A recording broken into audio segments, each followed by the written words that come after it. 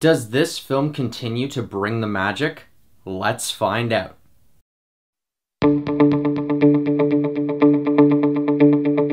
Hello Fanatics, I'm Dylan Phillips and this is the Film Fanatic Review bringing you Fantastic Beasts: The Crimes of Grindelwald, starring Eddie Redmayne, Katherine, Waterston, and Dan Fogler.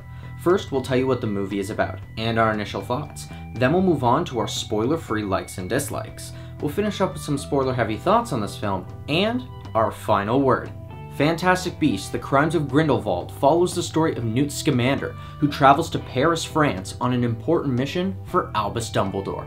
Overall, this was an entertaining yet messy fantasy film that manages to sustain the intrigue of the first one while kind of feeling like it's walking in place. For what I liked about this film, let's start off with the best part, the cast. The cast does an outstanding job in this film, as their performances are near perfect for the roles they are given. Eddie Redmayne returns as the charismatic and gentle Newt, who is an easy character to root for in this series. The returning characters of Tina, Queenie, and Jacob all do their part in this movie, although it lacks the chemistry and charm of their relationship with Newt from the first one. Ezra Miller is great as the very empathetic character who yearns to learn about his true identity. The additions of Dumbledore, Leta, and Theseus add something new to this franchise, with Law's Dumbledore being the best of the three, but also being severely underused. He stole every scene he was in. And the big question was whether or not Johnny Depp would deliver, and he definitely does. As Grindelwald, he is a terrifying, manipulating, and charismatic leader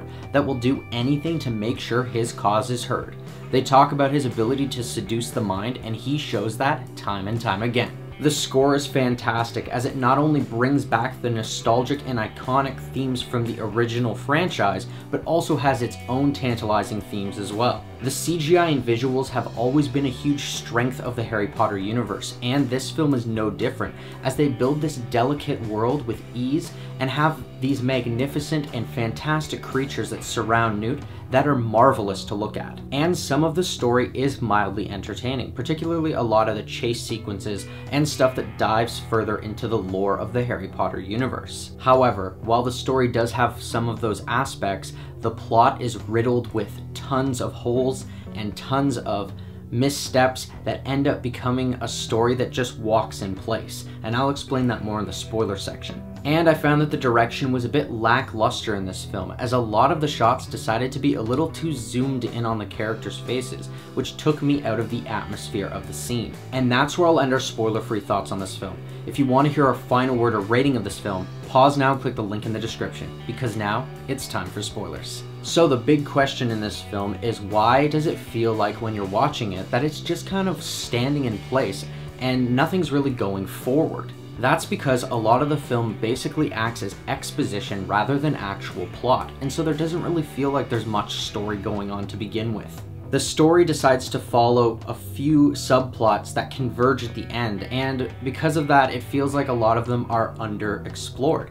For instance, we have Newt Scamander's storyline where he's sent by Dumbledore as his pawn to take down Grindelwald, and his storyline follows his childhood crush Leta and his brother Theseus.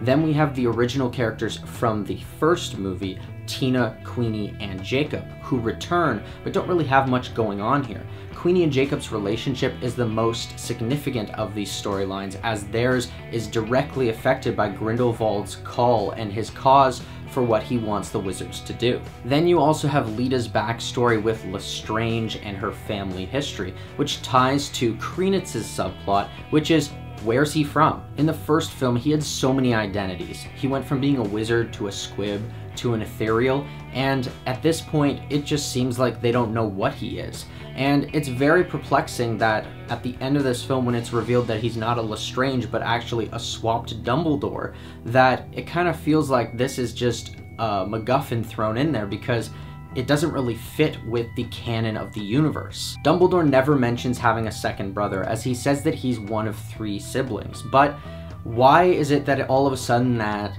this Credence character has to be Aurelius Dumbledore? And I think that there's one of a few reasons that this could be. One, J.K. Rowling just decided that she wanted to do something entirely different and just throw something out of left field.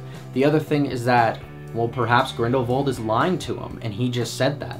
But on top of all that, I mean, you see the Phoenix arise and show itself to Credence, which is what happens if your namesake is Dumbledore. So it's a little bit of back and forth and a lot of confusing elements there. This is just one of a few plot holes that happen in the movie, with the other big one being why Professor McGonagall appears at Hogwarts when she's not supposed to be even born.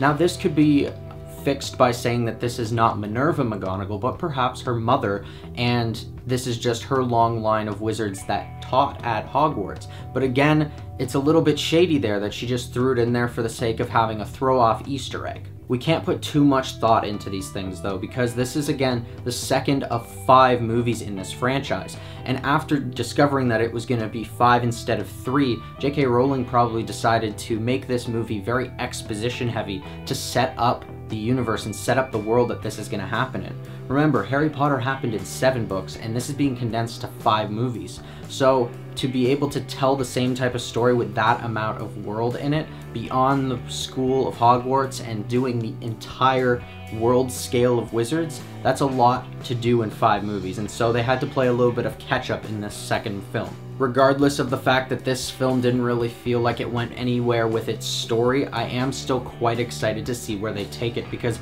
any actual story set in the wizarding world, no matter how expansive or simplistic it is, I'm always gonna say yes. And the best scenes to me were Grindelwald's escape, the Ministry Library, Grindelwald's meeting, and Newt's suitcase. So, with the thoughts heard, here's our final word. Fantastic Beasts: The Crimes of Grindelwald is a delightful sequel that takes the world of the original and continues to expand it in new and exciting ways. While the direction is a bit shaky and the story can be seen as more exposition than actual plot, the strong performances, charismatic characters, superb visuals, and surprisingly deep world building makes this an exciting trip back to the wizarding world. This film might walk in place, but it is still captivating nonetheless, so I'm going to give Fantastic Beasts: The Crimes of Grindelwald a 6.5. Thanks everyone for watching our review. Are you planning on seeing Fantastic Beasts: The Crimes of Grindelwald? Or if you've already seen it, do you have something to add? What did you think of the story? Let us know in the comments below. I'm Dylan Phillips, and this has been the Film Fanatic Review. If you liked this video and you want to see more, hit that like button and subscribe to our channel. Check out our latest Fanatic 5 video where we discuss the top Mike Myers roles. Don't forget to follow us on our social media. And until next time, Fanatics, keep it real.